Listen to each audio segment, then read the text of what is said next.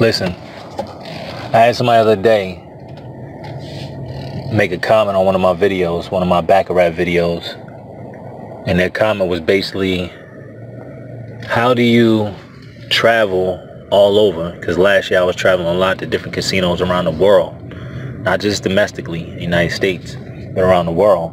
And he said, you're making all that money, you're driving a Hyundai, and I guess he didn't realize the significance of this car for me. So nobody knows how many vehicles I have. Nobody knows how much money I have. Only thing that you really do know is the fact that I've been doing whatever I wanted to do for the last couple of years. Traveling, eating healthy, and taking care of my daughter, my family, right? Have ups and downs with businesses, but nobody knows anything really about me except for me and probably my best friend who, God forbid I pass away, he controls my will. Some of you guys don't even have a will. Some of you guys don't even have life insurance. I got two. I got to get another one soon. But my thought process is this. I have a vehicle that I could have paid for cash. And 9/11 happened, and I came home. I ended up going bankrupt by doing a show. And I never touched my credit up until this year. But in 2015, somebody told me, you know what, you might as well, instead of buying this car, because I had to get a vehicle just to have in one location, because I travel a lot in different places I live. So let that just stay here. And the guy, he told me, I used to sell cars as one of my hustles. He said, why don't you just put it on credit so you can build up your credit? You never know when you might want to use it. And I thought about it, and I said, okay.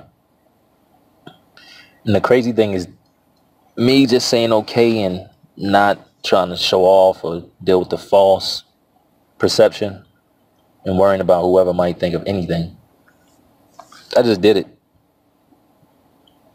Early this year, I decided to get with a company, Credit Capital Builders, and I had them remove some stuff on my credit, and then I was at around a low 700, and then one of the bureaus is at 690.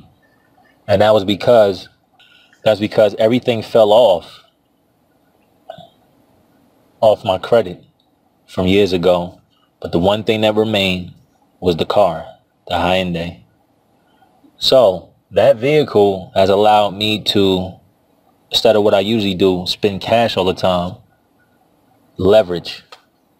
Get credit cards that are $14,000, $15,000. We only talking about 2017. So you figure since 2001, I've been just spending cash. Through all my struggles until my point of being successful, I've been spending cash. And now I'm able to use credit because I had that car. So with that comment, he's laughing, but I'm the one that's winning. I don't care about what car I have, as long as I'm comfortable and I can drive. I've had the nicest of the nicest cars. It's documented on video, time-stamped on YouTube and other places. My main concern is, what can I get out of what I'm using? A lot of you have this false perception on things that you utilize. Like, why do you want to be the guy that, or the girl that looks like you have everything, but you really have nothing? I'm not into religion.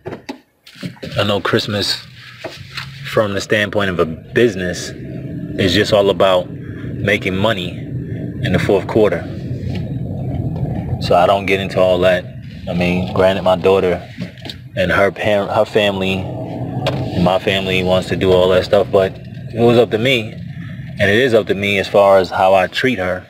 She gets Christmas year round. I don't pick a day because of her birthday or Christmas that she got to get certain things. She gets it because I give it to her.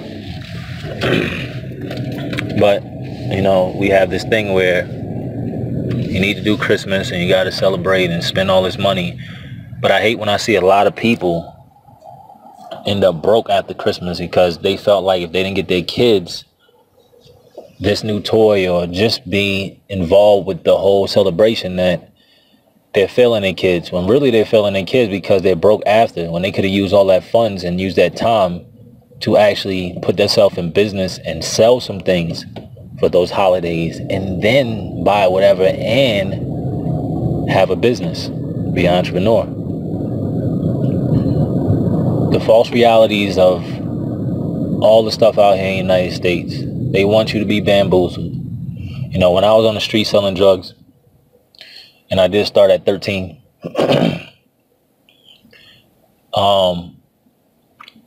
you know, all my dudes, they was smoking and doing different things, and we used to be in Harlem, and maybe my parents is hearing this now, but I never used to tell them, but we used to be in Harlem doing stuff and running around back and forth, picking up things, if you know Broadway Street. And I never wanted to be involved with the aspect of getting caught, so I didn't think about being high. I wanted to be well aware of my surroundings and what I was doing. You know, I hear Yo Gotti talk about it.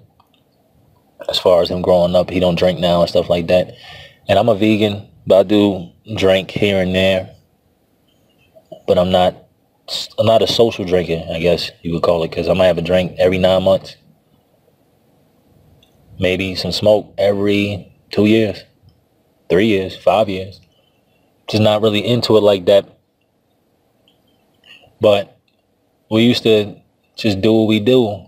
And I never thought about being high because I felt like it would make me vulnerable to being arrested.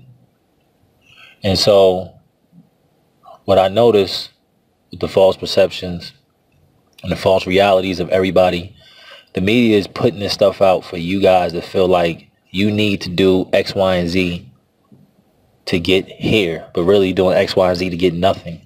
I think me and Damon Dash got a lot of stuff in common. And I'm going to leave his link of his video about him speaking. He talks about himself, and he actually talks about his mentality because he came from the streets. And like I said, I get him. Because there's certain things you can do and you can't do. And I did dibble and dabble and go into the music industry and deal with a lot of people and do a lot of things. Not on a big scale, but big enough, bigger than a lot of people. And I didn't even like that. I felt like that was fake. And still to this day, even though we have a lot of ways of being independent, a lot of people are still trying to be with the major or the master when you could be your own master. So I think some of you guys need to wake up and realize exactly what you got going on for yourself and what's real and what's fake. Because one thing for sure, you need confidence to be successful. I've had my confidence on an all-time high for years. If you don't have confidence right now, it's probably because you lack the understanding of what you're capable of doing, your skills, your understanding, and what you really want to do in life. Try to figure those things out and you'll get some confidence. And you can attack that. And what you don't know, you can easily hire somebody else to do for you. That's a true leader, a true boss. And it's okay to get with other bosses. Because you could be a boss at painting a house. Somebody else could be a boss at carpentry. At the end of the day, your goals is met and their goals are met. So just think about all these false realities is out here, these false perceptions, and how do you play a part in that? And what are you doing in your life to make it where you're not succeeding the way you think you should be?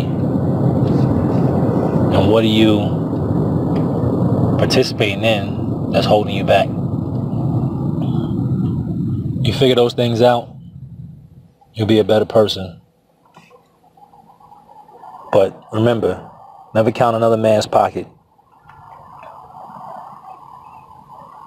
Focus on your health. That's number one. Second, Make sure you do what you really want to do, not what somebody's saying you should do. And 3, never be afraid to be wrong and fail.